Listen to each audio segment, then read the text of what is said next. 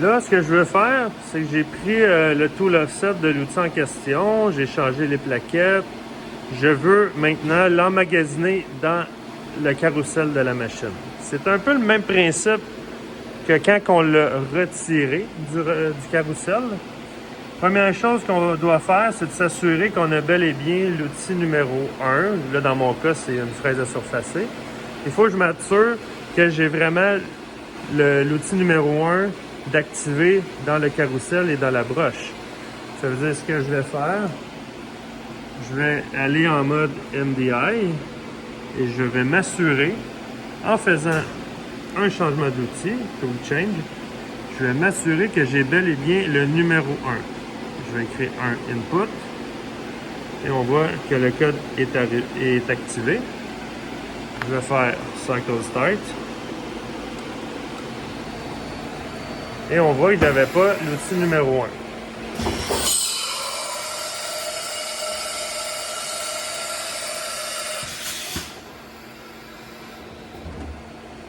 Si jamais on a déjà l'outil numéro 1, en faisant le code M6T1, ben, il ne bougera tout simplement pas. Mais au moins, on a confirmé qu'on avait bel et bien l'outil numéro 1 d'activer dans le spindle. Là, ce que je vais faire, je dois aller en mode manuel. Ça peut être un de ces 4 boutons-là. Et avec la clé, ce que je vais faire, pour insérer l'outil, je dois mettre la clé à droite.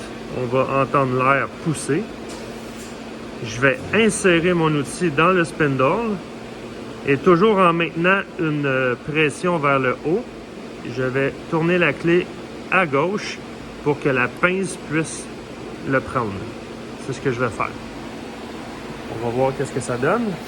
Très important, on doit aligner les encoches avec les encoches du spindle. Très, très important. Il n'y a pas de sens, mais il faut au moins l'aligner les deux avec ceux du spindle. Je vais mettre la clé à droite pour que ça pousse vers le bas. Bon, c'est normal que ça fasse ça ici. Là, je vais mettre la clé à gauche. Et là, je m'assure que c'est bien fixé. Et je m'assure que les deux encoches sont bien placées. Ensuite, je peux mettre la clé au milieu. Et j'ai inséré mon outil. Je peux faire la même chose pour tous mes autres outils.